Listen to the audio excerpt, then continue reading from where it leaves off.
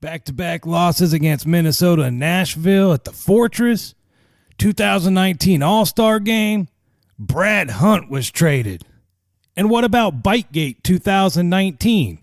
All coming up on this week's episode. Welcome to the VGK BugeyeGuy Podcast, an unofficial podcast discussing all things Vegas Golden Knights, a show designed for the fans by a fan. Produced locally in Las Vegas, Nevada, home of the Fortress. Weekly episodes include segments like Numbers Don't Lie, VGK Rewind, and What the Puck. And now, here's your host, Nick, the VGK BugeyeGuy. What's going on, Vegas Golden Knights fans? Thanks for tuning in to episode 28 of the VGK BugeyeGuy Podcast. My name's Nick, and welcome. Well, wasn't exactly the ending we wanted prior to going into the bye/all-star break, but back-to-back losses at the Fortress, Monday matinee against the Minnesota Wild, followed by a Wednesday night rivalry game against the Nashville Predators on national TV, broadcast on NBCSN with my favorite pundits. Honestly, it was kind of a tough week for the Vegas Golden Knights and us Vegas Golden Knights fans, but we'll get into it later on in the show. I guess it's time to dive right in. Well, the big one is the Brad Hunt got traded. Now, a lot of you guys might not know, but the VGK BugeyeGuy was a huge fan of Brad Hunt. Sure, he's a little bit on the shorter side for an NHL defenseman, but FYI, Vegas Golden Knights fans, Eric Brandstrom, the Brandwagon, the big name that you keep hearing about that's probably going to be in the lineup next year, about the same size as Brad Hunt, little defenseman. Brad Hunt is a, in my opinion, he's very good on the power play. He's like a quarterback that's back there on the blue line, and for whatever reason, I've discussed it over many videos and many podcast episodes. For whatever reason, the Vegas Golden Knights seem to like John Merrill better. Now, you know I'm Team Merrill 2019. My jersey still hasn't gotten here yet, though, but I will be doing a video once that jersey shows up. But anyways, back to Mr. Brad Hunt. Brad Hunt is a, you know what? He's a solid teammate. He's a good dude. He always has a smile on his face. You know, the coaches and the players love him. He just couldn't crack the lineup. So the rumor is that he reached out to his agent and says, hey, look, maybe you can give old GM George McPhee a call, because if I'm not going to play here, it is a contract year, and Brad Hunt only makes league minimum $650,000. Maybe he can get picked up on another team, get traded away, and then get a chance to play and show he's able to play in the NHL and maybe get a little bit of money. So now, not long after the Minnesota game at the Fortress, Brad Hunt was on his way home and got a phone call from GM George McPhee pretty much saying, hey, dude, you've been traded. Here's an interview from Brad Hunt up in Minnesota kind of explaining what happened. Now, there is another voice on this interview. It's the head coach for the Minnesota Wild. Take a quick listen. The game, I was like, I don't know, 3 minutes from our house and in the car, and I got the call, and as soon as you know that you're going to meet the GM, it's obviously something's going on. I think my offensive ability is probably the strongest part of my game, and the defense is something that I've always worked on and continue to get better, and I'm still trying to get better at and learning new things from new coaches. He's a really good, can move the puck. He's a smaller type D, but he's got a really hard shot on the power play. I'm just super excited that it was Minnesota. My wife's family's from Minnesota. I went to school in Bemidji, so I'm really familiar with the state. You know, get a good morning skate out of him, and it's a new beginning, and you kind of learn from the things from the past and the things that made me the player that I am, and the people that I met that had helped me get through the way, and it's super exciting. So honestly, kudos to the Minnesota Wild for giving Brad a chance. It sucks, Mr. Hunt, that you had to leave. In fact, what are you going to do? Your BFF, your boy Merrill, what are you guys going to do? You know, I went to practice the day after you got traded, Mr. Hunt, and poor Merrill just standing out there. He looked so sad. He lost his BFF. In fact, this is what old John Merrill had to say about his BFF, Brad Hunt, getting traded to the Minnesota Wild. Well, John, pretty fair to say that you and Brad Hunt were as close as two guys get in a dressing room. Hard for you to see him go?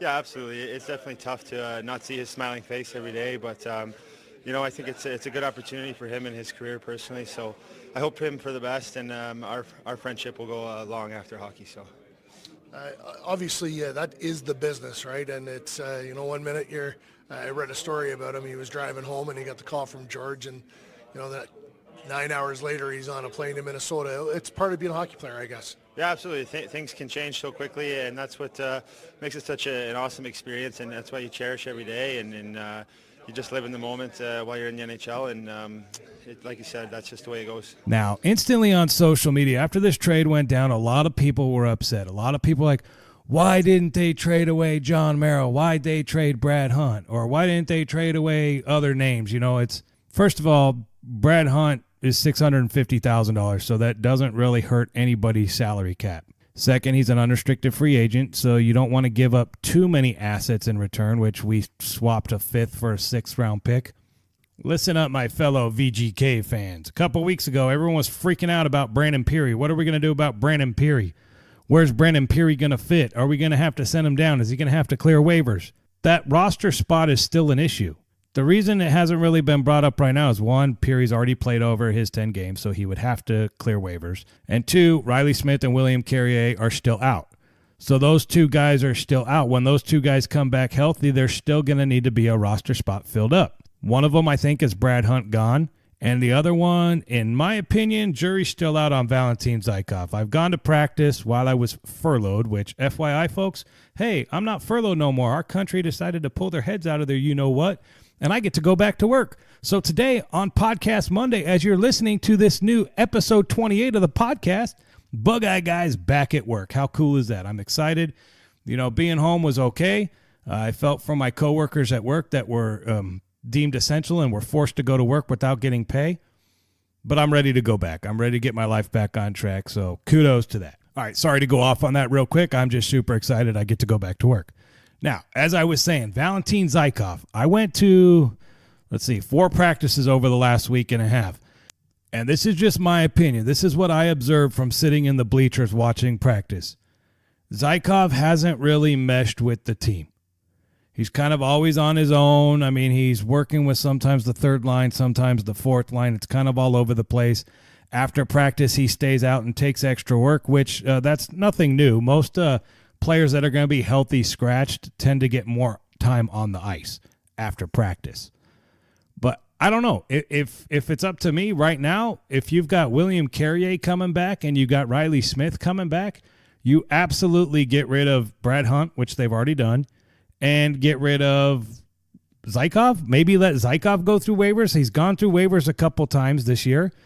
Maybe a team would pull the trigger on him, or maybe he will clear waivers, and then we can send him down to the AHL Chicago Wolves so he can get a better accustomed to the system the Vegas Golden Knights run, and then see what happens. Because, after the trade deadline, roster spots doesn't really matter.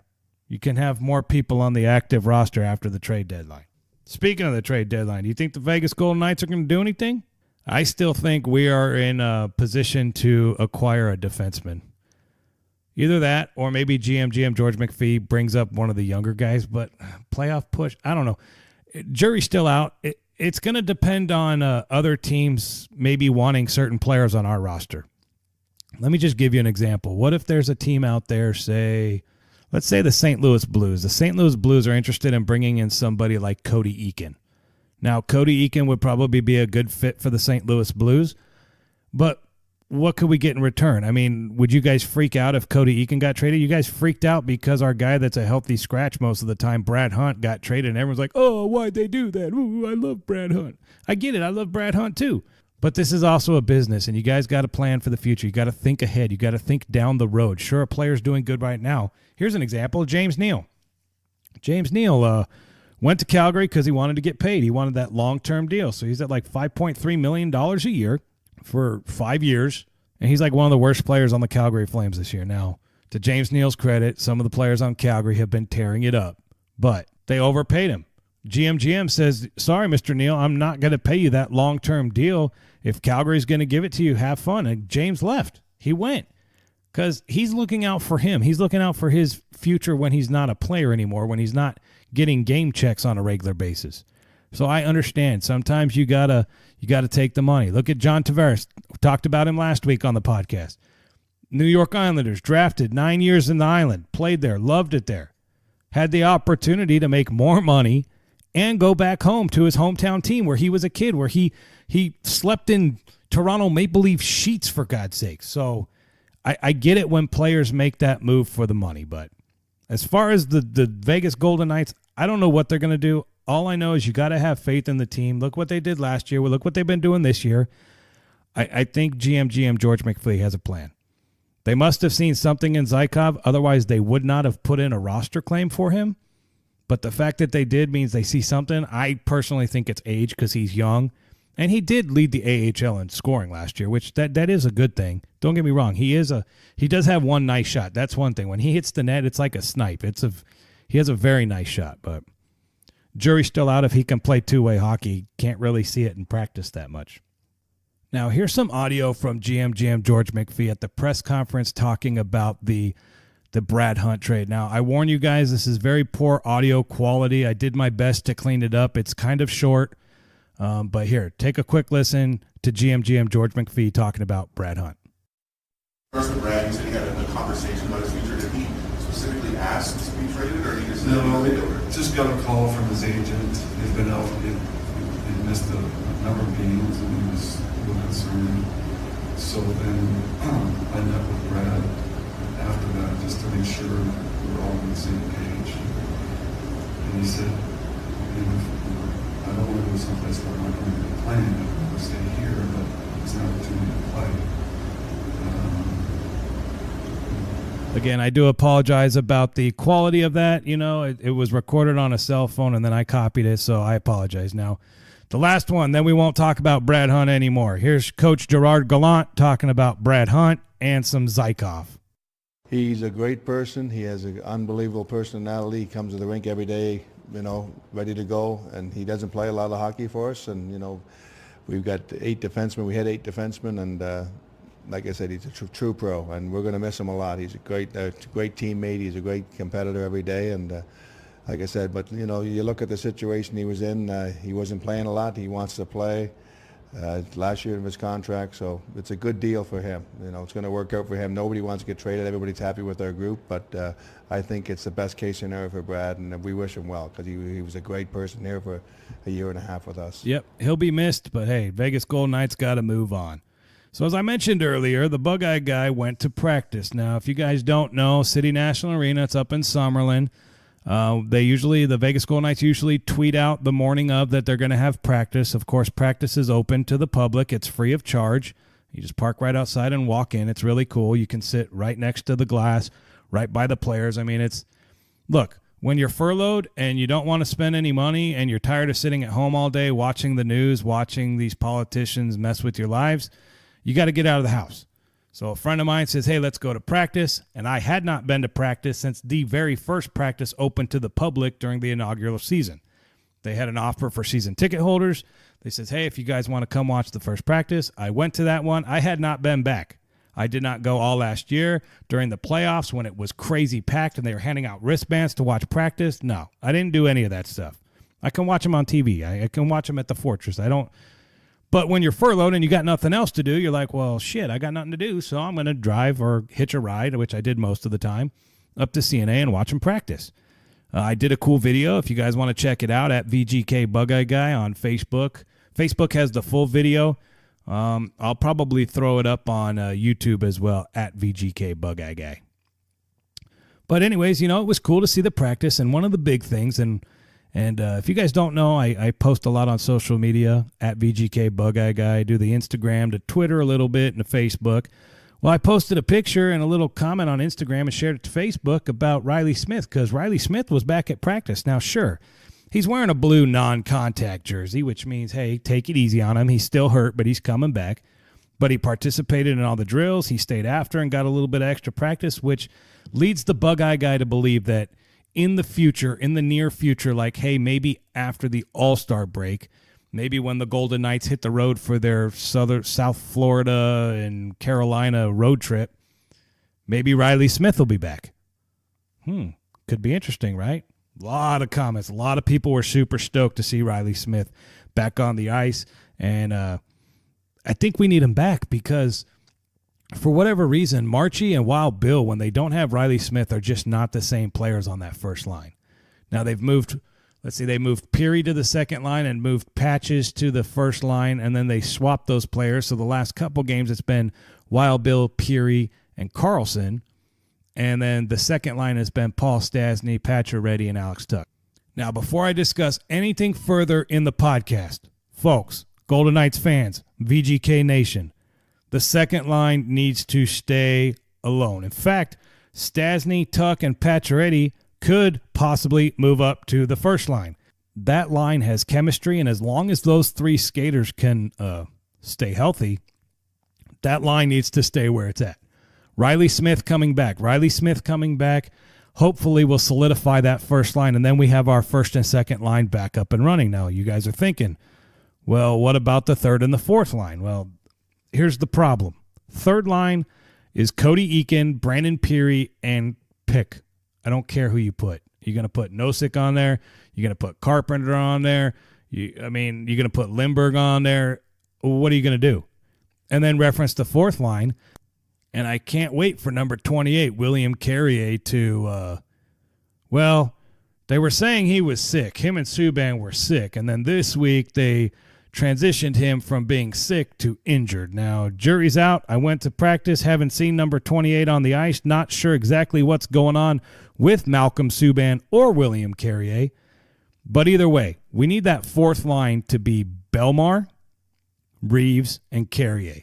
When those three were healthy on the ice together, going up against first lines, it didn't matter. When they were playing together, that's when they had the most chemistry. That's when Reeves was scoring. That's when unfortunately, William Carrier got now hurt. I thought sick, but now hurt. So they have to figure something out. Something has to happen with that fourth line. And honestly, the only thing that's going to happen is Carrier coming back and getting healthy. Hopefully that happens after the All-Star break too. I don't know. The third line, now I know a lot of you guys are thinking Brandon Peary should be up on a higher line. Well, there's no slot for him on the first line unless you take Riley Smith and put Riley Smith on the third line. And as I just told you guys, Riley Smith makes Wild Bill and Marchie better. So Peary's going to have to go to the third line. Now, Cody Eakin was doing pretty good when he was getting some playing time on the second line, similar to Peary. When both those guys were elevated to the second line playing with better players, they were producing more. Maybe Peary and Eakin can get some chemistry.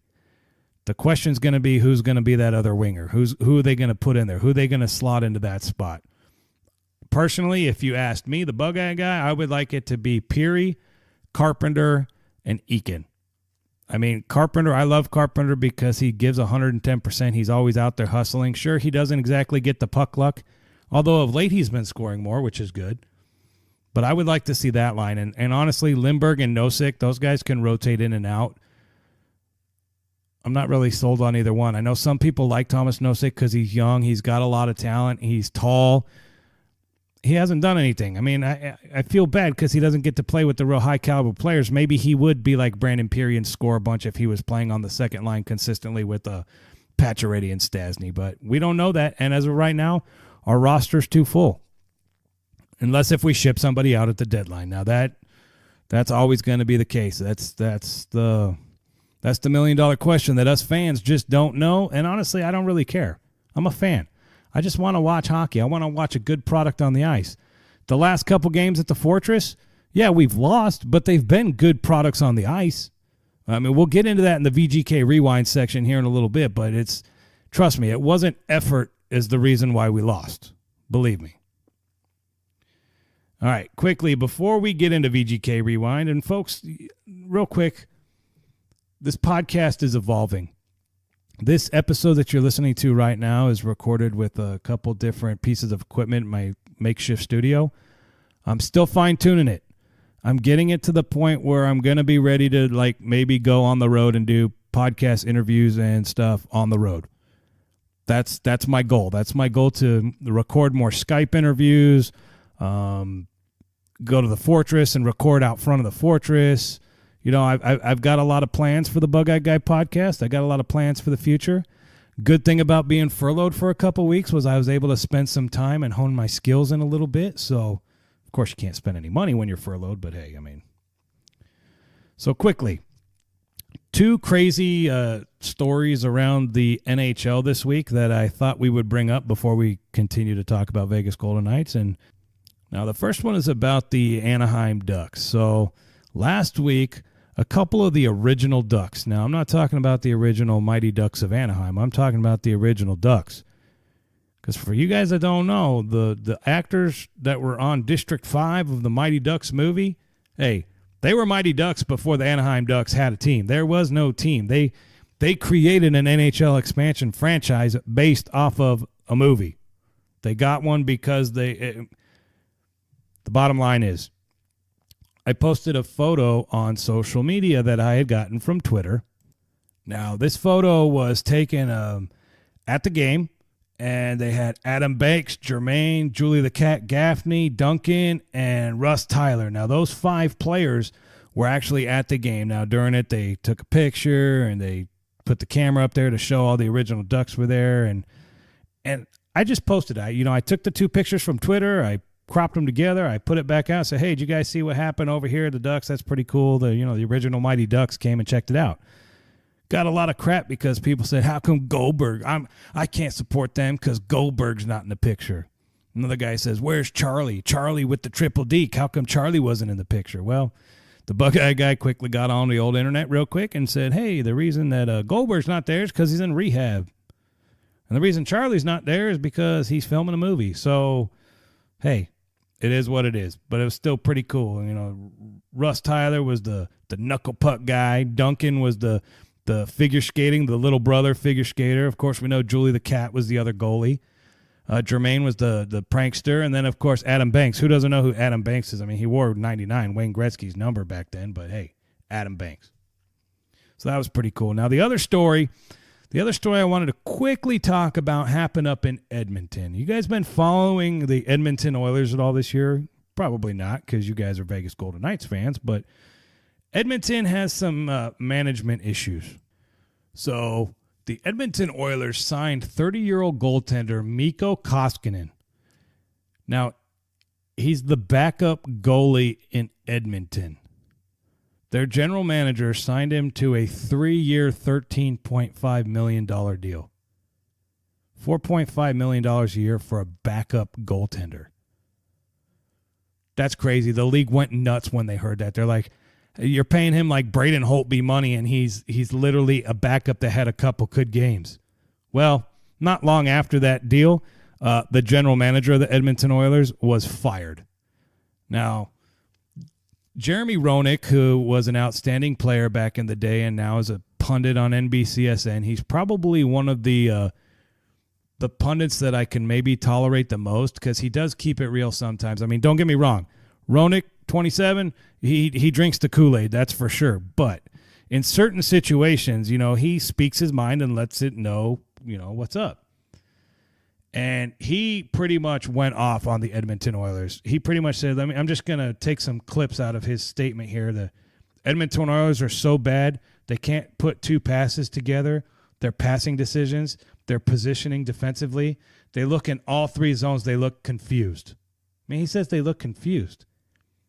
He says you got the Detroit Red Wings, and God bless them, the worst team in the National Hockey League by points with 43. And they look like the Stanley Cup champions compared to the Edmonton Oilers team. I can understand why Connor McDavid is frustrated as he is. He's on the only guy that's working. The only guy doing something smart with the puck. Well, he's got Draisaitl. Draisaitl's a good player too, but really that's just one line. I get it. He goes on, but the point is you guys sometimes knock GM George McPhee for some of his decisions, like trading Brad Hunt away for a measly 5th-round pick and sending a 6th-round pick. But you got to focus. You could be doing dumb shit like paying Malcolm Subban $4.5 million a year to back up Flower. How's that sound? Does that sound like a good idea?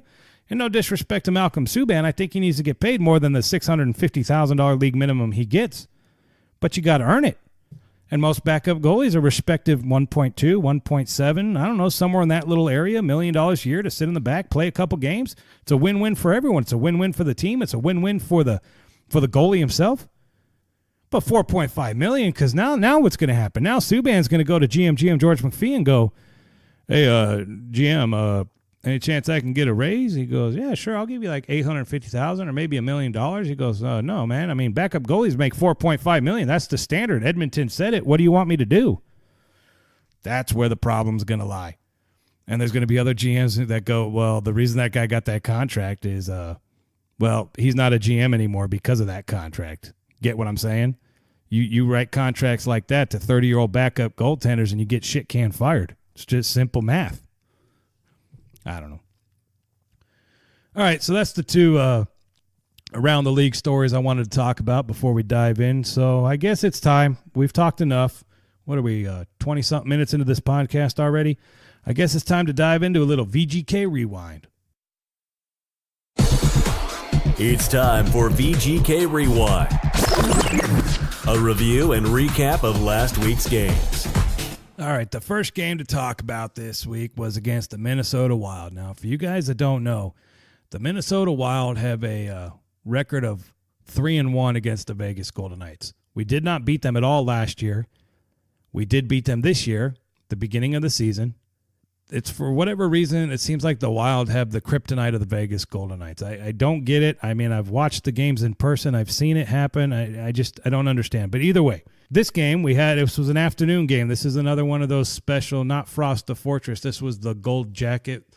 Quickly, these Gold Jackets. So the Vegas Golden Knights, for their season ticket holders this year, they gave a Gold Jacket, one jacket for every season ticket holder account. Now, it didn't matter if you had 10 seats that you paid for or one seat, you got one jacket for one account. To me, right off the bat, that was a little, I don't want to say shitty. I don't want to bash the Golden Knights, but I mean, we pay you guys a lot of money. You're gonna hear more in the rant this year and the what the puck at the end of this podcast about tickets, but we pay a lot of money, and I mean, you offer these jackets, which is cool. I mean, last year you got a Fanatics jersey, and it was just a plain jersey, but you got one jersey for every 2 seats. But yet this year they give you one jacket for your whole account.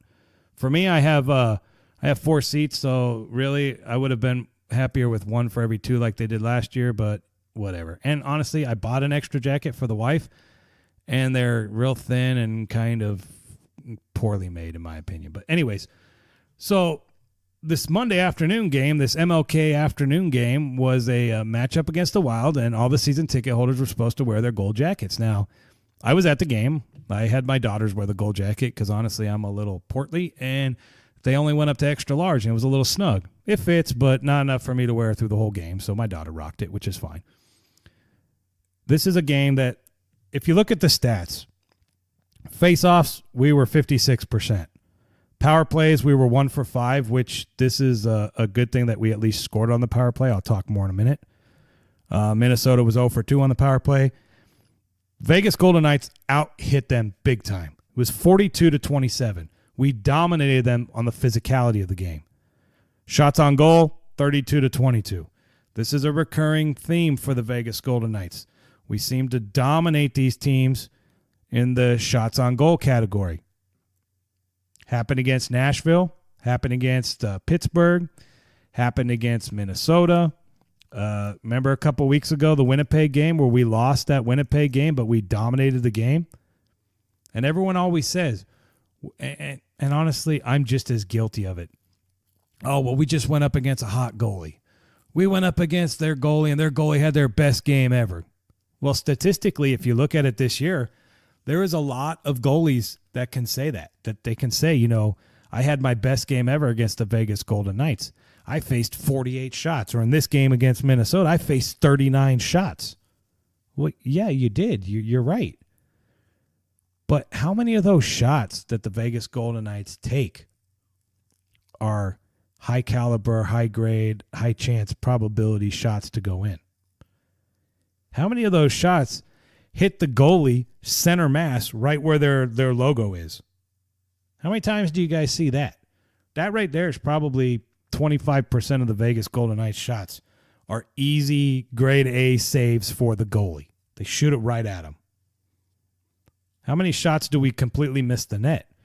Now, I know a lot of people want to pick on the defenseman. It is challenging to shoot from the blue line and hit it on net when it could be deflected all different. I get it. But we get some guys that shoot it. There's a clear lane to the goalie, and it's 5 feet wide or 5 feet left or 5 feet too high. It sucks. It sucks that people constantly want to say the goalie's doing good, and sometimes we have to own it. We have to own it. The Vegas Golden Knights need to own it. Some of our shots are not high-caliber shots. I mean, sure, you'd rather have 50 shots that suck as opposed to 10 total shots in the game. But that's our problem. That's what's going on. Another thing, the power play. The power play. I don't know what happened to the power play. I've been to practice now 2 weeks, and I've personally watched them prior to practice have all the power play guys out there working on it. I mean, that needs to get resolved. Zone entry. Zone entry is another issue for the Vegas Golden Knights. How many times do you see on the power play that we can't even get the puck set up in the zone? We can't even get past the opposing team's blue line just to set it up. That's a huge problem. I don't know how they fix that either. Unless if they go back to last year and just use that blazing speed and just dump and chase all the time. Here's what Coach Gerard Gallant had to say following the 4-2 loss to the Minnesota Wild at the Fortress. They did in their 3 goals was outwork us around our net. They scored 3 goals from the blue paint, basically, and Flower played an outstanding game when he had to make saves, but he's not going to stop them when guys are leaving them wide open in the back door, so we got to be tougher in the blue paint. That was the only thing I saw that they were better at tonight than us.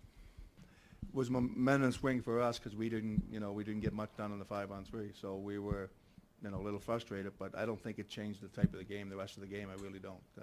They went out, like I said, the bottom line was we didn't battle around our crease enough for our goalie, and that was how they scored all 3 goals. So I don't think it changed a whole lot, but it's disappointing that we can't get a better look on our 5-on-3. I don't think we played good today. I don't think we showed up ready to play a team that was aggressive for points, and I don't think we played hard enough. I think we were swinging too much. I think we give up too many odd-man rushes. I don't think we played good. That's not everybody, but it's a fair amount of them. I hope we're ready to play. I'm sure Nashville's going to be a tough team. They're going to come in here. They're going to be a buzzsaw. So, we got to compete harder. We got to be better. Here's what Alex Tuck had to say following the Minnesota defeat. Well, pulling back in the game a little bit there, and what got away from us in the third, and they were able to capitalize on a couple opportunities and we weren't. I guess they were maybe a little hungrier than we were tonight. Yeah, obviously they're a team that's on the outside looking in and trying to get back involved, but you're a team that's trying to to hold on to where you are, maybe even climb a little bit. These are big games. Yeah, I think every game's a big game. Divisional opponent, non-divisional opponent. I think they're hungry maybe. I heard earlier they were out of the playoff spot. They might be in and out and stuff, but honestly, you can't really worry about that too much. You just got to come in and do your job and play hard. And they played a little bit harder than us tonight. They were just aggressive. I thought they had a good five-man forecheck. Weren't able to get too many odd-man situations off of it and played too much transitional hockey. And then I thought they were breaking the puck up pretty well. We didn't get too much sustained pressure, and I think that was part of the downfall. Yeah, honestly, they were just a little hungrier, a little bit more desperate team than we were tonight. That's what it comes down to. We weren't doing the little things that needed to be done. We weren't forechecking like a five-man unit. And, individual guys are working, and myself included, I got work harder too. So I think it was a whole team effort that we needed to be stepped up a little bit, and we couldn't get it done.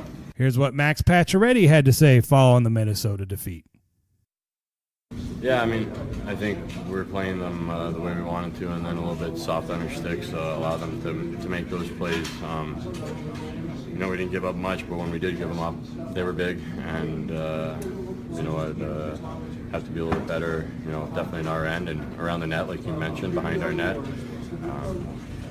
That's one of the best ways to create offenses from behind the net, and they're able to do so against us. We got to find ways to take that away from teams, especially against them. I'm not sure. I didn't know about the stretch. I just, from our vantage point, I thought there were a couple opportunities there where, they had some blocks or, missed opportunities. Good break the stick. We weren't aware of that stretch. I didn't think by any means that, they took over the game.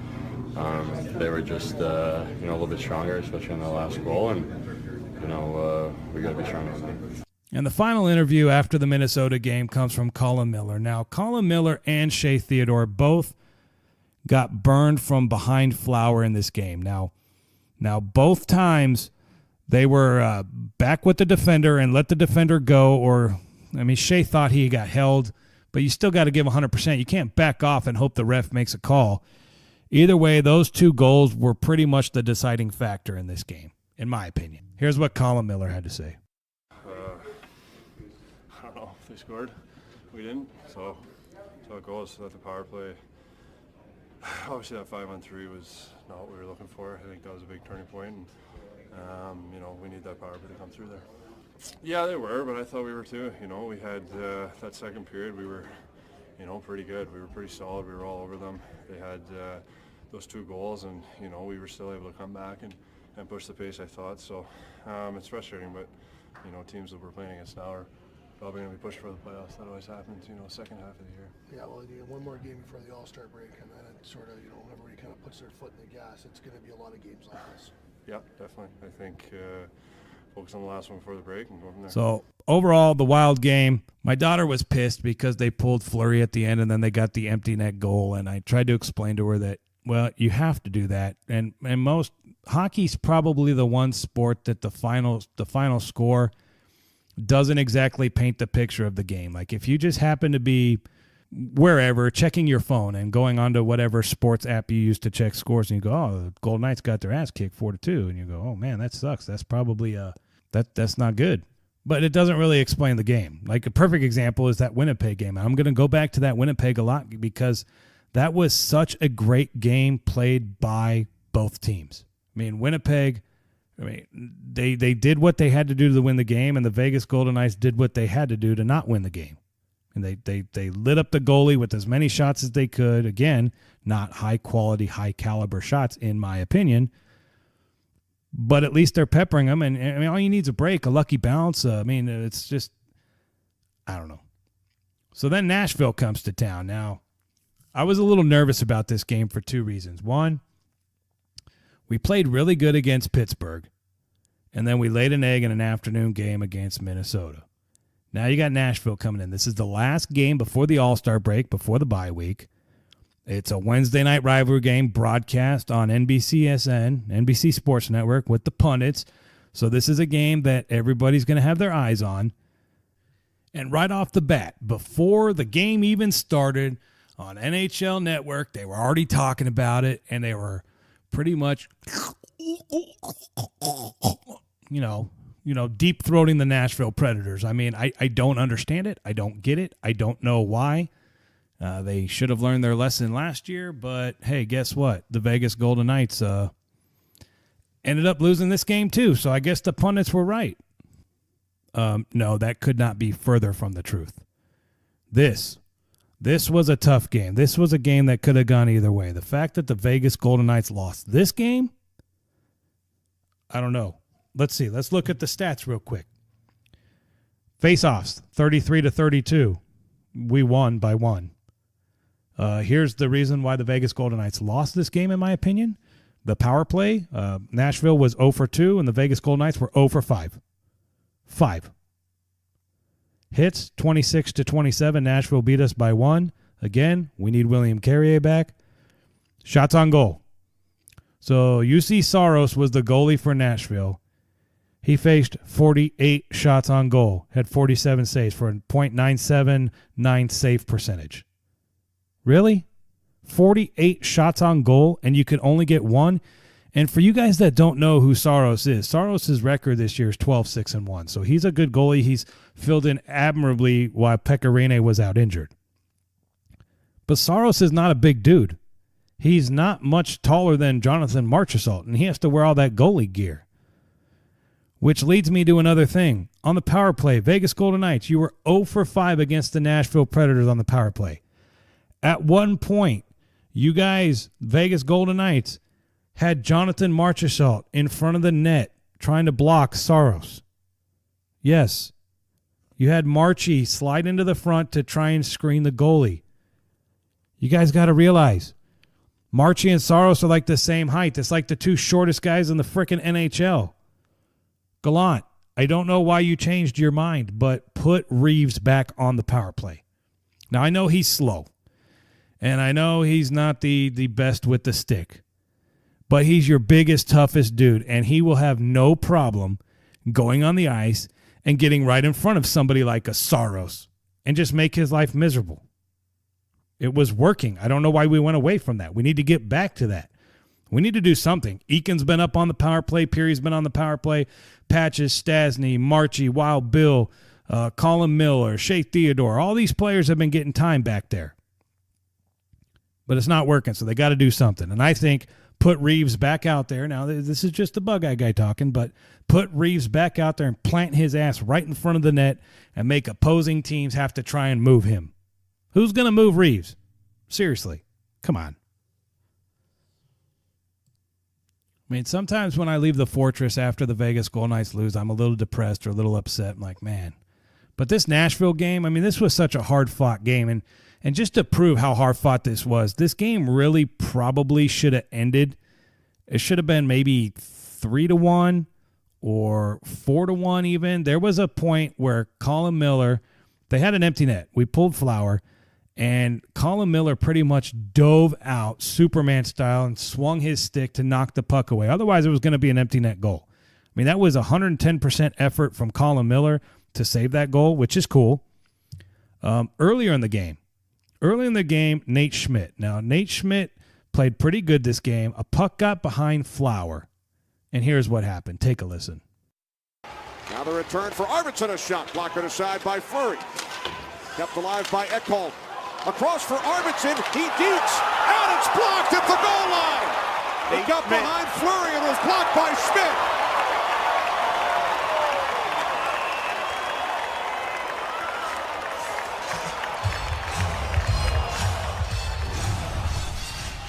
The goalies aren't the only one making brilliant stops tonight. What a play by Victor Arvidsson to be able to go backhand, forehand, and as you both mentioned, Nate Schmidt there. Wow. I mean, he elevated this puck too. And Schmidt's able to keep it out from hitting the back of the net. Yeah, Nate Schmidt saved us. He saved a goal. Clearly, if you haven't seen it, go on YouTube, go on any social media, go to NHL.com, try and find a video of that. That was a phenomenal save by Nate Schmidt.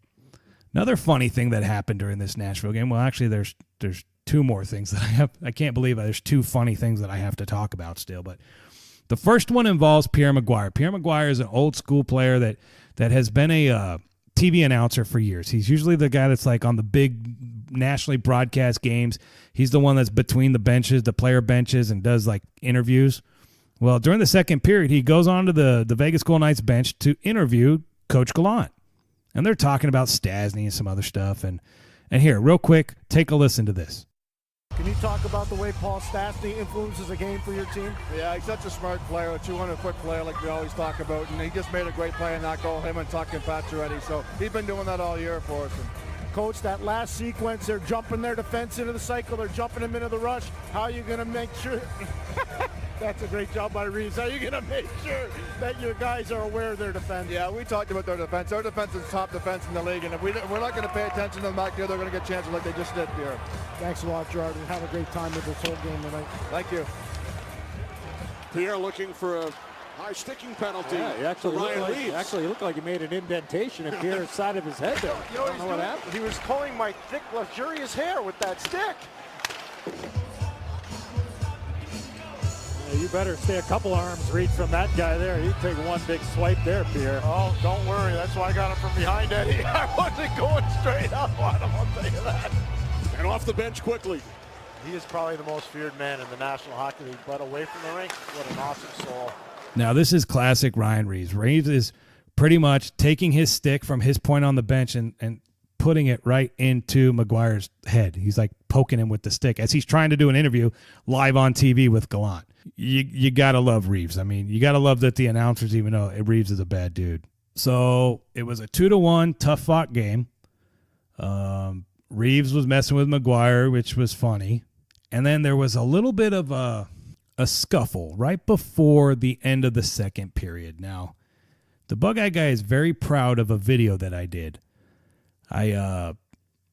In fact, you know what? Before I even explain or talk about it, I did about a 1.5-minute video. It was an interview between Belmar, and then I edited in Subban's interview here. You know what? Just take a listen. Now, this is not the video, so you can't actually see it, but you can hear the audio, and the audio is going to explain it enough. Take a quick listen. I get the rebound, and suddenly I'm in a headlock with an entire glove in my mouth. Now let's go. I mean, you bit me. and I'm like choking.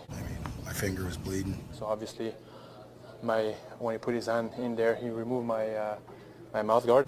My finger was bleeding. And he tried to pull me up, so obviously he's feeling the teeth and he's acting on it. So my finger's bleeding. I don't know what to tell you, really.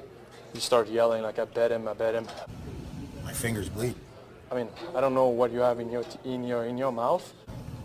My finger was bleeding. If you put all your hand all the way through at one point, and you pull up, you're gonna feel the teeth. I grabbed him by the head to pull him up, and he bit me. So that's it.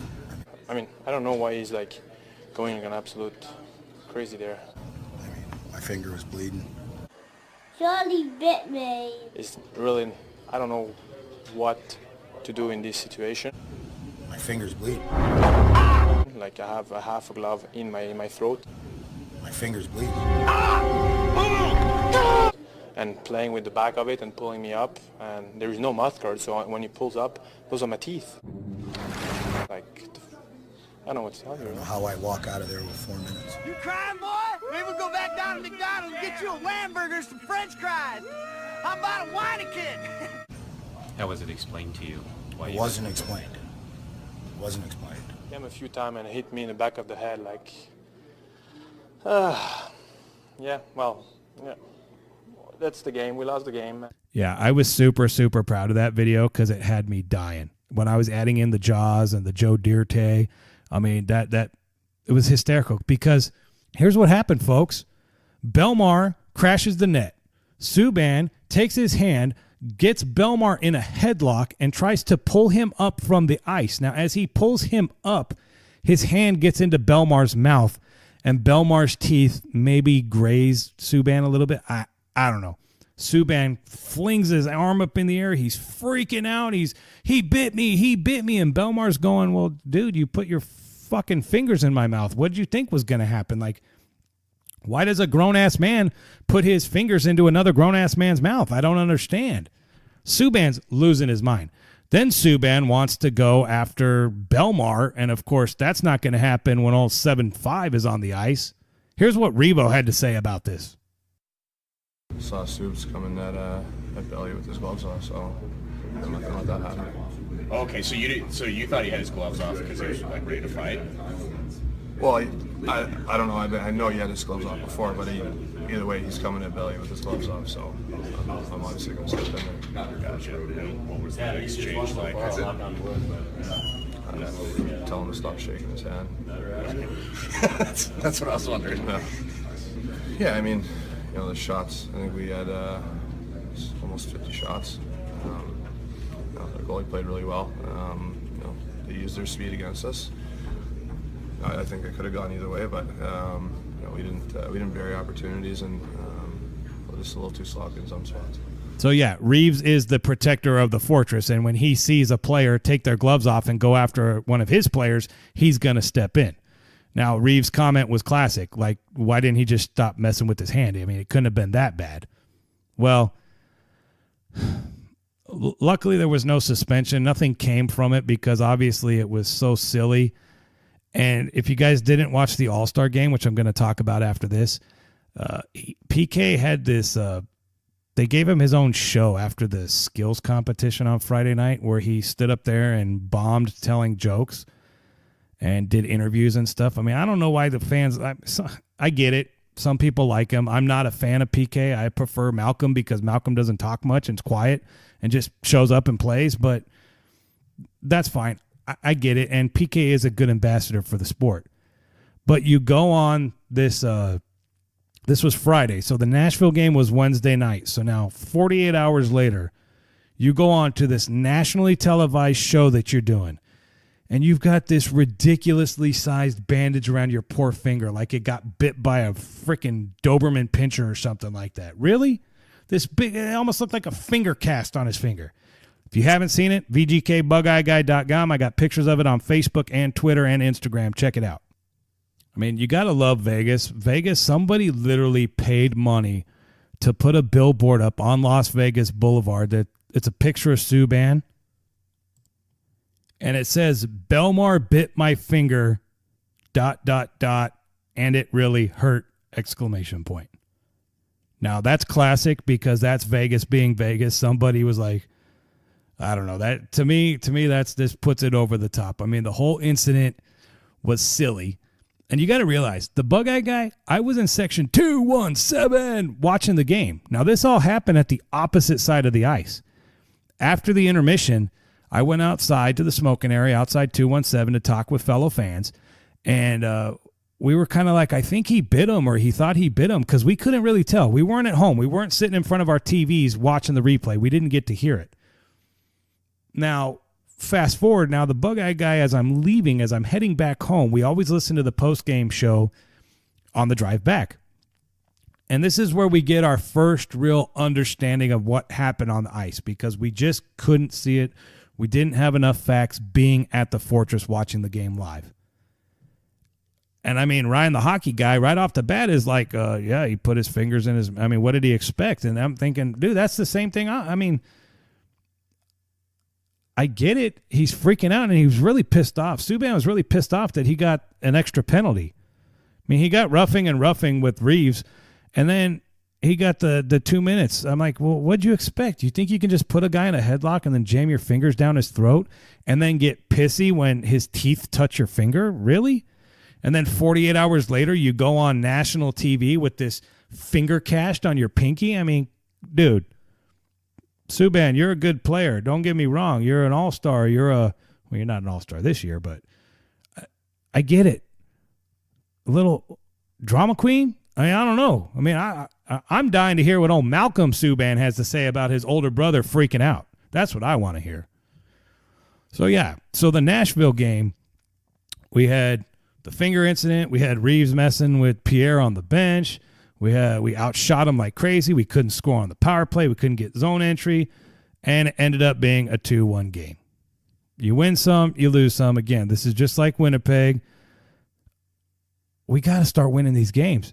The reason the pundits are saying Vegas is no good, because if you look at our record this year, we struggle against good teams. Yeah, we're beating the garbage teams, don't get me wrong, but we're struggling against those elite teams. We got a good test coming up after the bye. We're going to be taking on Tampa Bay Lightning in their house. Tampa Bay is best team in the league this year. It's going to be tough. But if we play night hockey and we focus and regroup and freaking get healthy, I mean, George McPhee said it a couple times this year. He has not had the chance to see his whole team on the ice. We've talked about it on this podcast. You've got guys banged up. At the beginning of the season, Eakin hurt, Tuck hurt, Stasny hurt, Patches hurt, Riley Smith hurt, Carrier hurt, Subban hurt. Goes on and on, right? Hopefully, we'll be ready. I mean, you can throw Nate Schmidt on that list. Now, he wasn't hurt. He was suspended for 20 games, and we missed him. I mean, look at our record once Schmidt came back. Now, the one real bright spot in the Nashville game was a beautiful goal that involved, guess what, the second line. It was a bang, bang, bang from Stasny to Tuck to Patches. Take a quick listen. Shot by Tuck, knocked down by Saros. Played by Stasny, out in front, Tuck, across, score! Pacioretty!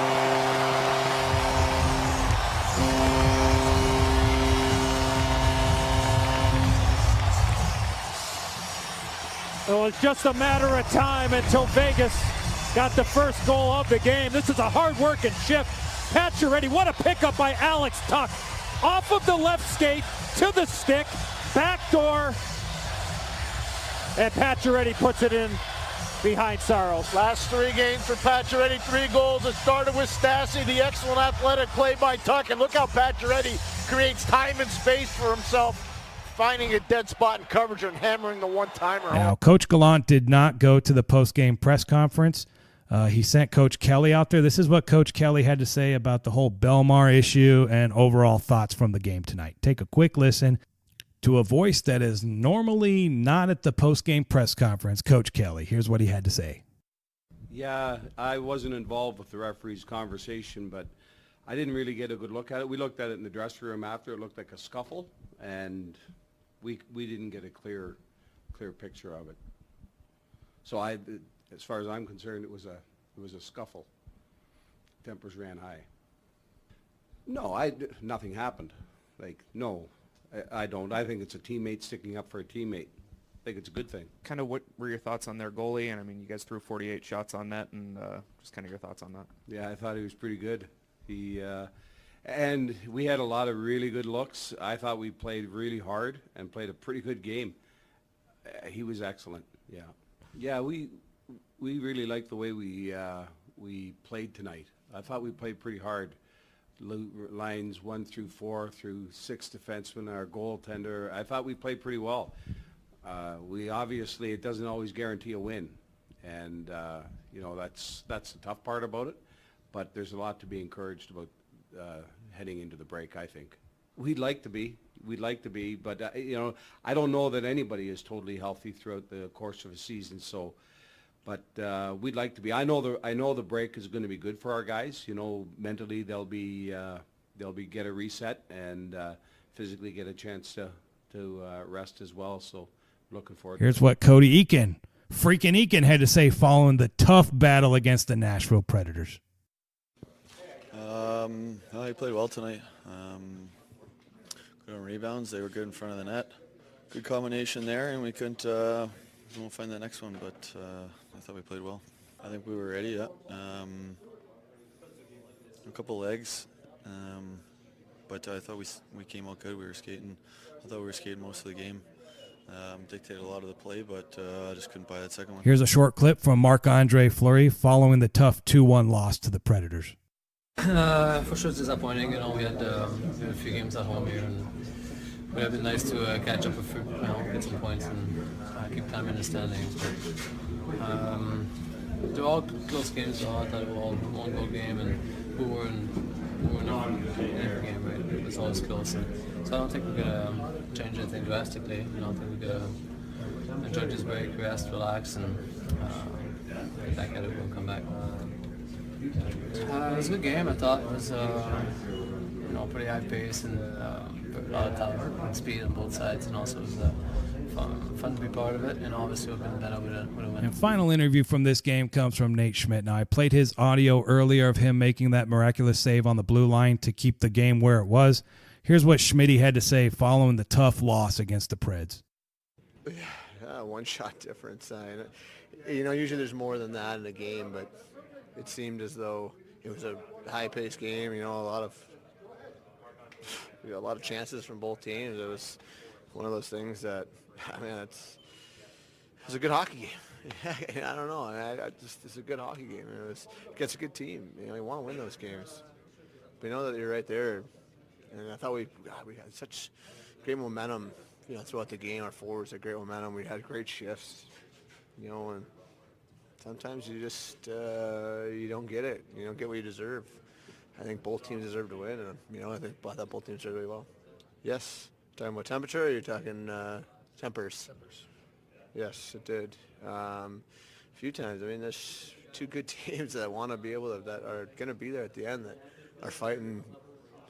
Scratching and clawing their way to as fast, as far into the game they can, and it's a hard-fought game. It's one of those things that sucks to lose those, but at the same time, there's chances for us to win that game. Power play, a couple posts.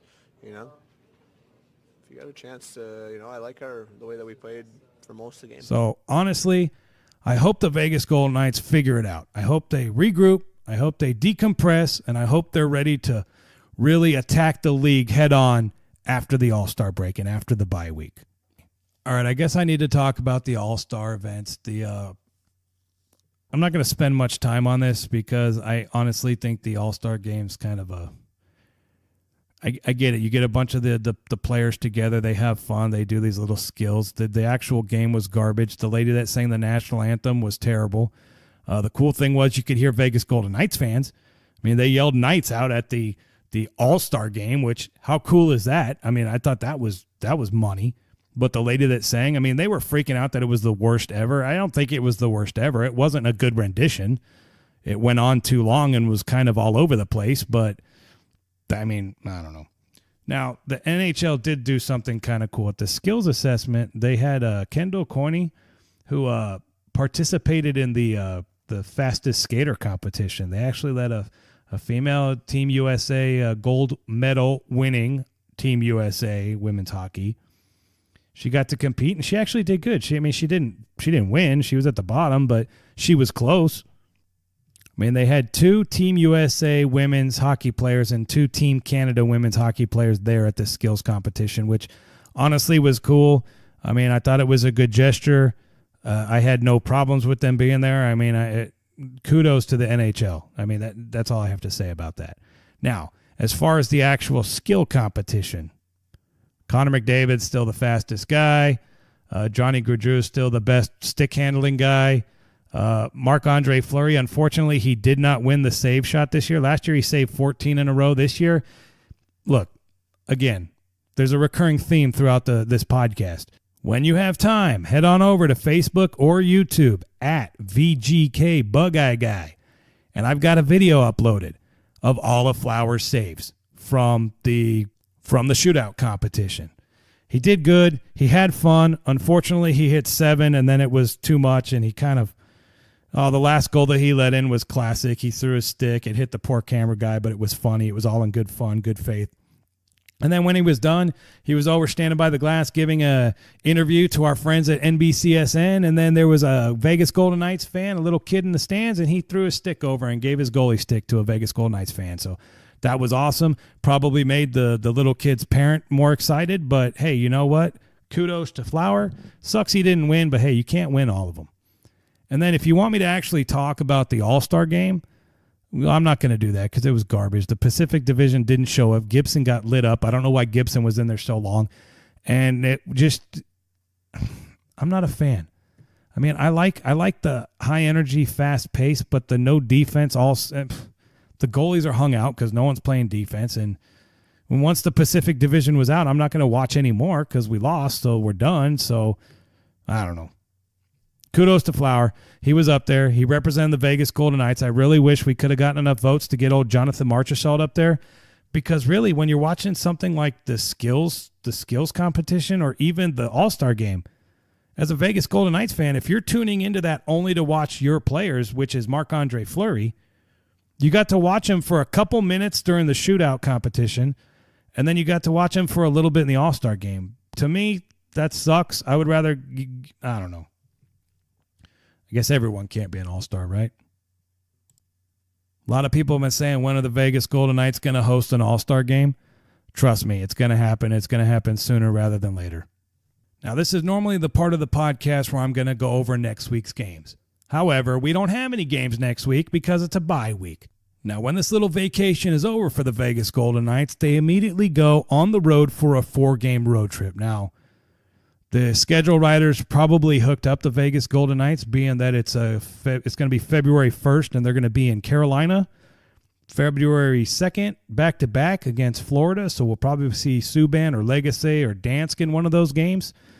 February 5th against the Tampa Bay Lightning. Again, that's going to be a tough matchup, but that should be a good one. And then their final game of the quick 4-game road trip will be February 7th against the Detroit Red Wings. So what does that mean for us Vegas Golden Knights fans? Well, that means our Vegas Golden Knights are not going to be back at the Fortress. They're not going to be back in front of us fans, faithful, until February 9th against the Columbus Blue Jackets. So the last official game, January 23rd. The next official game is until February 1st. So you guys got a little bit of time, a little break. It's good for the Bug-Eye guy. I get to go back to work and get back into the groove and not have to worry about VGK podcast and social media stuff. So, hey, it's a win-win for everybody, right? All right, folks, it's that time of the podcast where I'm about to bore you, and here you go. And now, Numbers Don't Lie, the segment in the podcast where your host is about to bore you with player and team stats that you probably won't remember. That's right, folks. Numbers Don't Lie, the portion of the podcast when the Bug-Eye guy goes over a bunch of stats that you guys, you heard the bumper. Alex Tuck's leading the team. He's got 40 points. Second place, Jonathan Marchessault, 35 points. Third place, Wild Bill, 32 points. Fourth place, Max Pacioretty, 28 points. Rounding out the top 5, Riley Smith with 27 points. Riley Smith has only played 45 games. Patches has only played 39 games. Wild Bill and Marchie, 52 games. Tuck, 44 games. Leading in goals, let's see, we've got 17 for Marchie. We've got 16 for Wild Bill and Tuck. We've got 15 for Patches, 13 for Eakin, and then a lot of single-digit numbers. That was fun, right? Yeah, you guys are like, oh, whatever, Bug-Eye Guy. Let's go over here. Our record, the Vegas Golden Knights record as it stands right now, we are 29-19-4 for 62 points, which puts us third in the NHL Pacific Division. Yeah, that kind of sucks too. Western Conference, current Western Conference standings. Unfortunately, the Calgary Flames were still winning. Calgary is leading the top at 71 points. You got San Jose at 65 points in second place. Winnipeg and Nashville are both tied for 64 points. Now, if you look at the actual standings, Winnipeg is ahead of Nashville because they've won more games. They have the same points, but Nashville's lost in overtime more. And then you got Vegas. So Vegas is fifth place in the Western Conference. They've got 62 points, so they're 3 points away from being the second best team in the conference. Vegas Golden Knights fans, we're fine. We're in a good spot. It would have been nice to win those last couple games over the last week, but we are in a good spot. Considering what happened at the beginning of the season with the injuries and the struggles, we are doing very, very good. You know how every podcast I talk about the hits? Well, now I'm starting to get a little bit of nervous because I love William Carrier. William Carrier is probably the second most favorite player on the team for me. And he's had a nice lead. He's still sitting. Obviously, he hasn't played since the last podcast, so he's still sitting at 219 hits. Ryan Reeves is catching up, though. Ryan Reeves has played 51 games. Carrier's only played 44 games. Reeves is sitting at 188 hits. Reeves needs to be careful because Milan Lucic from the Edmonton Oilers, who I was talking about earlier, how they're kind of a disaster and a train wreck, Lucic is still a big, tough SOB, and he's got 173 hits. Now, he's played one less game than Revo, but 173 hits, Revo's at 188, and Carrier's at 219. So hopefully Carrier gets back and he continues. But I love these stats just because I like the tough physicality of the NHL and hockey. And it's cool that Vegas Golden Knights have two players that played on the same line that are leading the whole NHL, the whole league, 1 and 2. Quickly, you know how I was just talking about how Carrier is my second favorite player on the Vegas Golden Knights? Well, and I know some of you guys are thinking, ooh, John Merrill's your favorite player. No, I'm Team Merrill 2019. Don't get me wrong, but he's not my favorite player. My favorite player on the team is probably Brayden McNabb. Now, you got to realize, the Vegas Golden Knights fans, I was a Kings fan before the Vegas Golden Knights were ever around, before they were in existence. And I loved McNabb. McNabb was a King. He was actually drafted by the Buffalo Sabres, and then the Kings traded for him years ago. And then he worked his way up and made the lineup. And here's the thing with McNabb. McNabb is super consistent. He's probably the most consistent defenseman we have on our team. Sure, you don't hear from him a lot. I mean, he doesn't give a lot of post-game interviews. He doesn't score a lot. He doesn't light up the assist. He doesn't get a lot of assists. No, he's out there killing penalties, and he's out there playing sound defense. Sure, he gets burned sometimes. Sure, he's in the right place. Sometimes it's hard to go down, and if you're going to block a pass or if they're going to shoot, I understand. But that's part of being a hockey player. It's part of being a defenseman. Nabber's money. And Nabber had a birthday last week, so happy birthday, Mr. Brayden McNabb. You Capricorn just like the Bug-Eye Guy. I love the way McNabb plays. You're going, well, okay, you were just talking about Reeves and Carrier dominating in hits. Why would you suddenly switch over to Brayden McNabb? I don't know, because quietly Brayden McNabb has moved into 17th place in the NHL. Now, sure, we still have Reeves and Carrier at 2-1.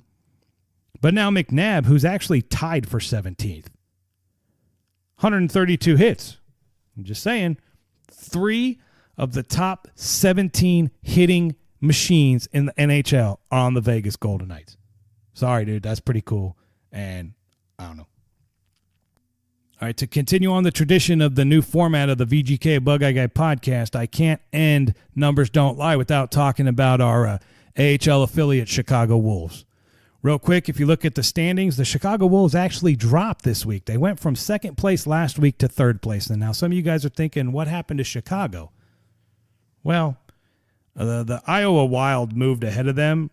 They've played one game more, and we've lost one more game in overtime. So really, once we play that game, I mean, they're 24-14-4, and we're 24-14-5. So they are ahead of us, but we have a game at hand. As far as scores and points go for the Chicago Wolves, let's take a quick look real quick. All right, same as last week, Daniel Carr is still leading the team with 53 points. He's got 21 goals and 32 assists. Brooks Masick comes in second place. He's got 19 goals and 23 assists for 42 points. And then Brandon Peary. Brandon Peary's still on the list because he did play 29 games for the team this year at 18 goals, 24 assists for 42 points. Let's go down here. Thomas Hika's played 24 games. He's got 9 goals, 16 assists for 25 points. Cage Quinney is a center. He's played 41 games with 11 goals, 13 assists.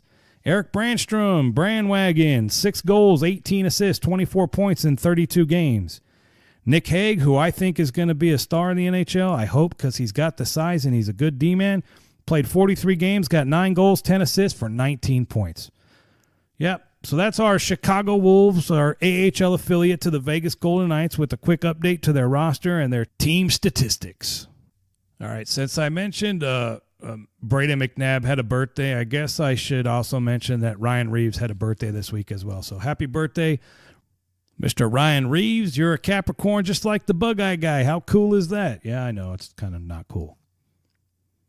All right. So I got a couple more things before we wrap up this episode 28 of the podcast. First one, shout out. Want to do a shout out to Brian Foster. He's one of the moderators over at Vegas Golden Knights Nation. He's got a Facebook page.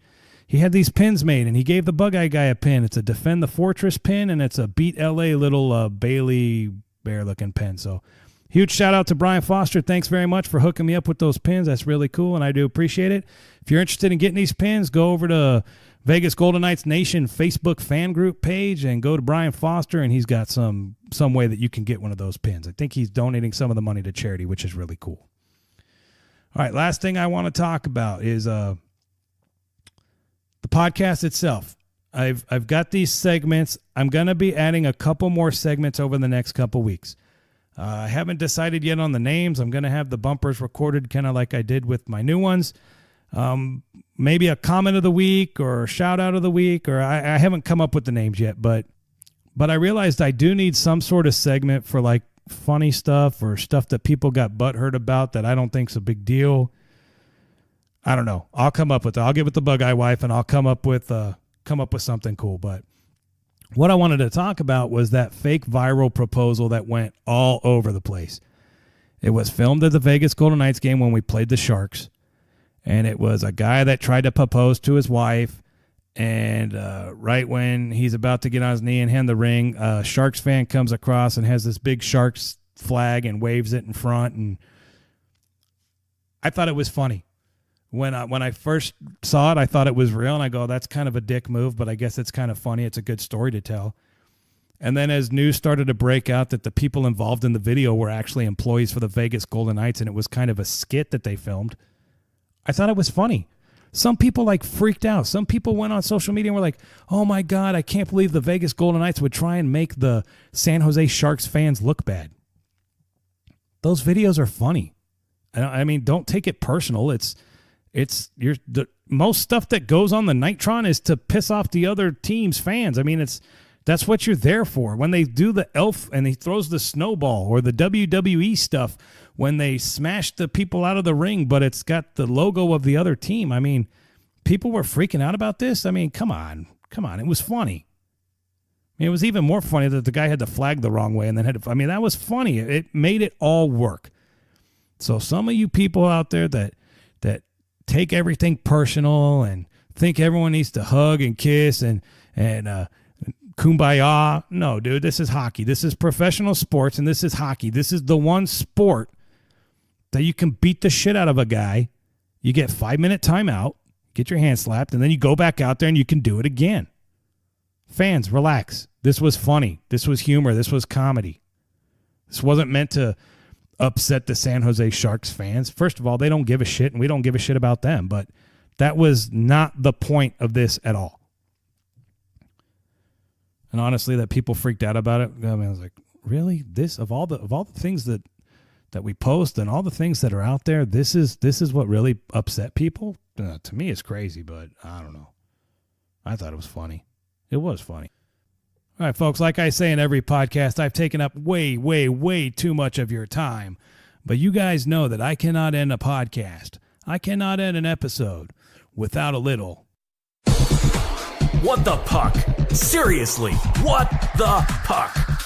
That's right, folks. This week's What the Puck topic is season ticket prices. Yes, I know. This is a story that affects two different Vegas Golden Knights fans. You've got the Vegas Golden Knights fans that are season ticket holders.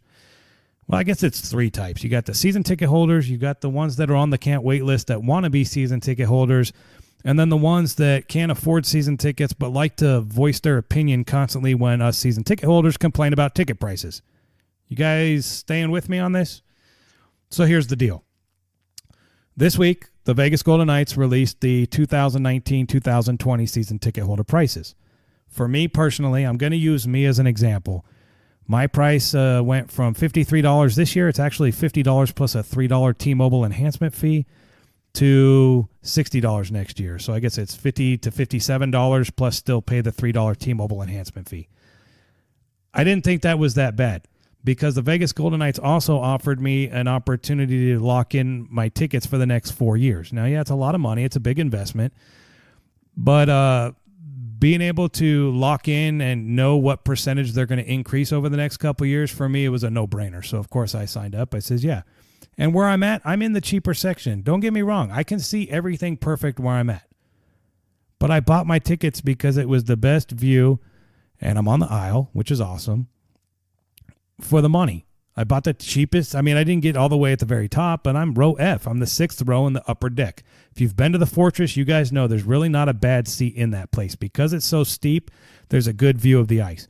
Another reason is T-Mobile Arena was designed for hockey in mind. That was their whole plan, was concerts and hockey. Hockey, concerts, and maybe one day in the future, I don't really care because it's not my thing, but basketball, it could happen, folks. We're getting the Raiders. We already got the Golden Knights. What's next? NBA is obviously the next one. Some people say baseball. Look, they're building that baseball park right behind City National Arena out in Summerlin for our AAA team. It was the 51s. Now it's the Aviators. We're not getting baseball. We're not getting professional baseball out here in Vegas, and there's a reason. It's hot. You would have to build a dome. It would have to be a dome, air conditioned, and too many games. I don't see this city supporting something like that. I mean, they probably will in the future, but it's just too hot. It's too hot in Vegas. Not going out, sitting in the sun. Here's a perfect example. Last September, NASCAR. NASCAR came to town last year for their second race. They gave us a race in the Cup playoffs. I know some of you guys are going playoffs and racing. Yes, there's playoffs. But they gave us a second race. And stupid Las Vegas is like, oh, yeah, we'll take it. We can't wait. No, it was a race in the afternoon in September. It was like 105 degrees outside. There was no wind. It was miserable. People were dropping like flies. But Vegas, listen, next year, yeah, Vegas is still getting a second NASCAR race, but they're running it at nighttime under the lights where it's cooler, which is what they should have done all along. So, I don't know. But anyways, getting back to the season tickets. So for me, they went up a modest amount. And I was like, you know what, whatever. I could sell tickets if I have to and make some money. And that's the problem is there are people out there that have season tickets that their only goal is to sell thus season tickets. Perfect example. Ed in section 217, row E, seats 6 and 7. It's been to one game all year. Now the Bug Eye Guy in reverse has been to every game this year except for one game. Now, it is what it is, the way it worked out. I've only sold that one game I didn't go to, which was early in the season against Buffalo. And then I just listed 2 tickets the other day on flash seats for the Toronto game. The only reason I did it was, one, it's a school day, so my kids probably aren't going to go. So I have 4 tickets. I sold 2. And the money that was going for that Toronto game was ridiculous. Now, the Pittsburgh game was similar as well. Man, I made good money on that ticket. People are going to go, I can't believe you, Bug Eye Guy. You're selling your tickets and making money. Goddamn right I am, because I just got a fat bill from the Vegas Golden Knights saying, hey, it's time for you to pay us for next year. And instead of doing the payment plan for 8 months, we're going to consolidate it to 6 months. So instead of 8 payments, you now got to make 6. So the Bug-Eye guy was like, oh, shit, I was furloughed, not getting paid. Now I'm not furloughed, I'm going to get paid. And I was like, I'm going to sell 2 of these tickets. So you know what I did, and I don't feel bad at all. And for, again, anyone out there that's a little pissed off, this fucking guy, he's got season tickets and he's selling his... Okay, I have given away more tickets this year than I have ever. I've brought friends. I've brought family members. I'm not one of those guys like Ed in 217 row E that sells all his tickets. I go. You see me. I'm always there. I'm always at the Fortress. Why? Because I don't do much else. I enjoy it. My wife enjoys it. We spend time together. We enjoy watching the Vegas Golden Knights. We've made friends there. We hang out with. It's part of our social life. Some people like to do other things. Well, this is what the Bug-Eye wife and the Bug-Eye guy like to do, so that's what we do. And yes, we're going to sell some tickets to recoup some of that money, especially now that we have to make these payments in 6 months instead of 8 months. Now, another thing people are a little upset about is the T-Mobile enhancement fee. So I made a post about my season tickets earlier, and it got like 7,000 views. It went crazy on social media, which 7,000 is a lot for a Vegas Golden Knights thing. Now, a viral video or a viral post from some celebrity is different. We're talking a specific niche. We're talking about Vegas Golden Knights fans. And it got a lot of heat, and I was like, holy smokes, man, people are pissed off about this. Well, if you've been to T-Mobile Arena lately or seen any video from outside, they put these big metal security bollards all around the entranceway so that it's smart that some car won't speed up and plow through everybody. And, I mean, I don't want to be an asshole, but it happened not long ago on the Strip, a couple years ago, back in around Christmas time, right over by the High Roller. You know, someone literally drove up on the sidewalk and was running people over. And then we had the 1 October shooting, so security and safety is a concern. So what the T-Mobile Arena did was they put up these bollards. Now, a lot of fans are like, well, the stadium's not that old. How come you guys didn't do that when you built the thing? And the Bug-Eye guy's going, that's a damn good question. I don't know why they're not. But either way, they realize there's a problem. There's a solution to the problem. And they're charging us $3 a ticket already. Now, we can't fight that. You can't be like you don't want to pay it. It's just part of a requirement. You have to pay that money. At least they're using that money and you can physically see what they're spending the money on. I'm okay with that. I'm all about safety. In fact, someone wrote a comment on there was like, why are you complaining about safety? I'm like, dude, I'm not complaining shit. I'm just, I got information by researching the internet. I go, oh, this is what they spent the money on. I'm going to share that with everyone. Go, hey, my tickets went up. It's fucked, but I'm happy. It is what it is. I don't feel nearly as bad as the lower bowl people who really got a bigger increase than me. I'm good. I'm good with the $3 being sent on the security and the safety stuff. It's a win-win, right? Nope, some people still being negative. Look, hockey's expensive. If you want to judge me for selling tickets, I don't care. We're a year and a half into this, baby. I don't care anymore. It doesn't bother me. If you're a fellow season ticket holder that's listening to this and goes, dude, they jacked my prices up, man. I don't know what I'm going to do. I mean, I know some people like in the lower bowl went up like $25 a seat. Well, if you got 2 seats, that's $50 times 40 plus games. It ends up being a lot of money. And I know why the Vegas Golden Knights are doing it, because they see the secondary market and they see that they have like 6,000 people on a list for season tickets. I get it. That's why when I got this, last year when they raised the tickets, I was like up in arms. I was freaking out. I was like, I can't believe you guys. We got one good year. If we were at the bottom of the barrel, you wouldn't have upped anything. But because we're Vegas and we did so good, you jacked the prices up and I was really pissed. This year, we struggled at the beginning of the season. We're playing better now. The atmosphere is good. Their in-game entertainment, they've stepped it up. They're spending money on security and safety. I was good this year. Some people aren't. Some people are going to listen to this and freak out and go, that's bullshit. For me, I was okay. I was a little stressed because I wasn't working and that payment's coming. Normally last year it started January 20th. This year it got pushed to February 20th, which helps my personal situation. But again, instead of making 8 payments, you got to make 6, so the payments are bigger. So either way, I'll figure it out. Like I tell people, even I got a buddy, Matt, who's got season tickets, and he kind of freaks out sometimes. I go, dude, figure out whatever you have to do to buy your tickets. If you've got to sell some games to recoup that money, and I know you want to go, the Toronto game coming up on Valentine's Day, the 14th of February, is a perfect example. Sure, I wanted to go. I probably could have found 2 other people to go with me. But if I can sell those 2 tickets to pay for my wife and me to go for free, and then a little bit money extra to go towards next year's tickets, is a no-brainer. No-brainer. Now, season tickets, they're expensive. I get it. And we're towards the top of the league. I mean, we're not like Boston or Toronto. Toronto's really crazy high. But we're definitely up there, and there's a reason for that. And for you Vegas Golden Knights fans that are locals, that live in Vegas, you guys should know more than anybody. We've got this thing called the Strip. You know, it's just a couple miles in the desert in Las Vegas, Nevada, that has these ginormous, ridiculously over-the-top hotels and casinos. We're paying because of where the team is. We're paying because where the stadium is located. It might suck for some of you guys. I get it. I hate fighting the traffic to go down there all the time. Luckily, the Bug-Eye wife drives a lot, which is really cool. But, I get it. It sucks. We pay a lot of money, but we live in Las Vegas.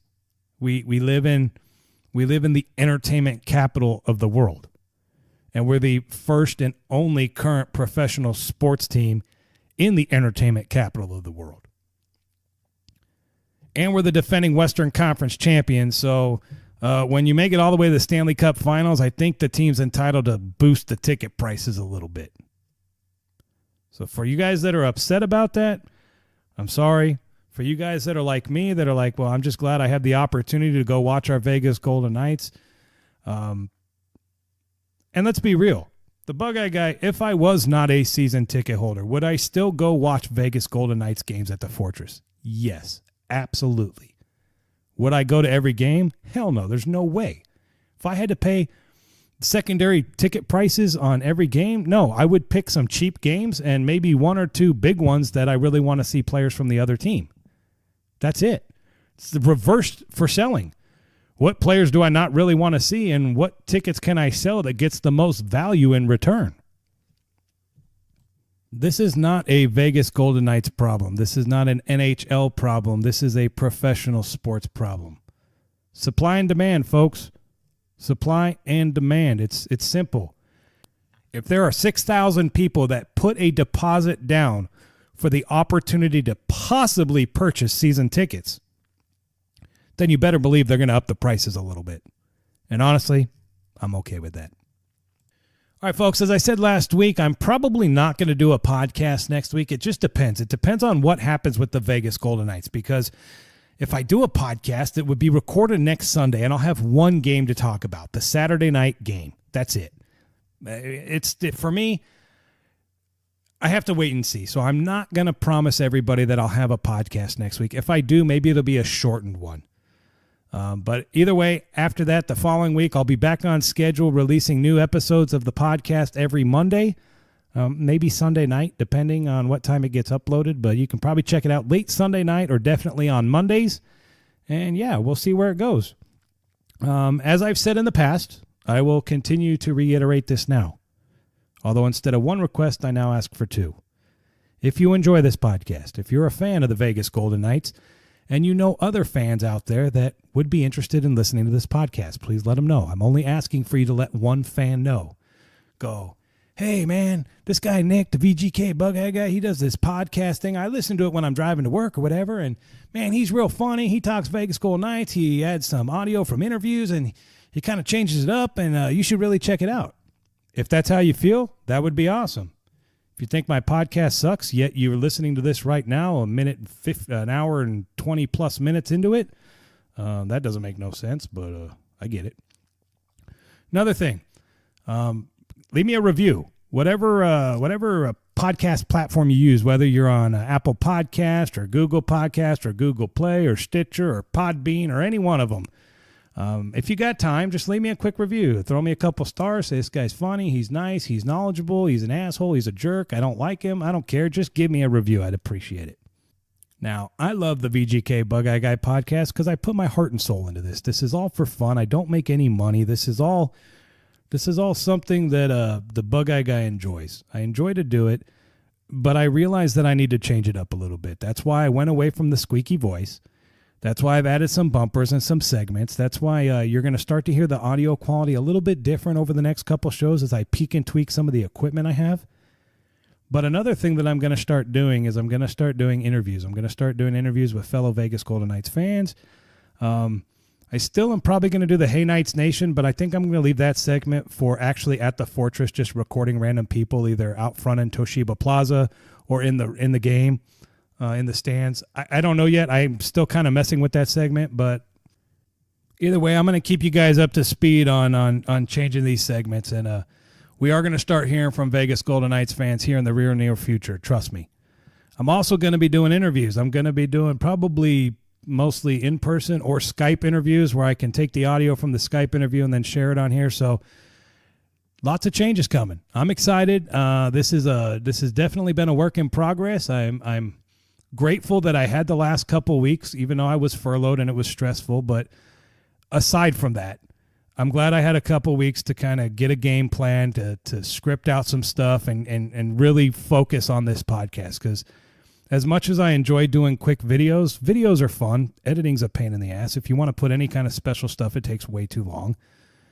And honestly, that's not really my niche. We got a couple people that already do it. You know, Louis at VGK Coverage does a great job of doing recap videos. He's animated. He flings his arms around. He gets all fired up. That's cool. I love that. I do that too, but I can sit up here, you know, just me and the microphone. I'm just talking. I'm talking to you guys, Vegas Golden Knights Nation. You're listening to me right now, but no, I'm just sitting upstairs in my makeshift studio recording a podcast, and I enjoy it.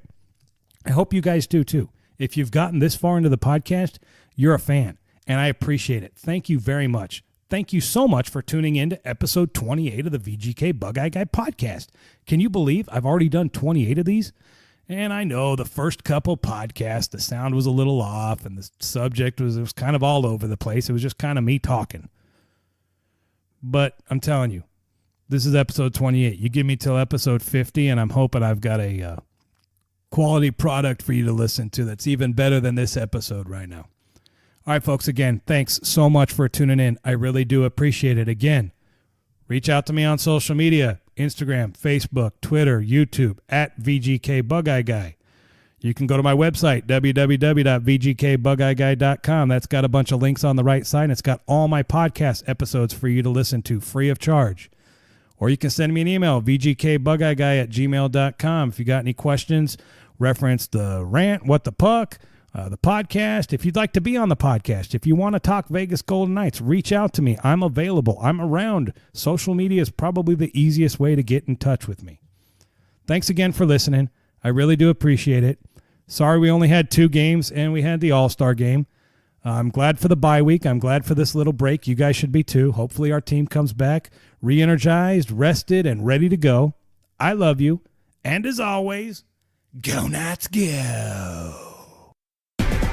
Listening to the VGK BugeyeGuy Guy Podcast. The VGK BugeyeGuy Guy is available on Instagram, Twitter, YouTube, and Facebook at VGK BugeyeGuy Guy. For a full recap of this podcast or to listen to past episodes, please visit www.vgkbugeyeguy.com.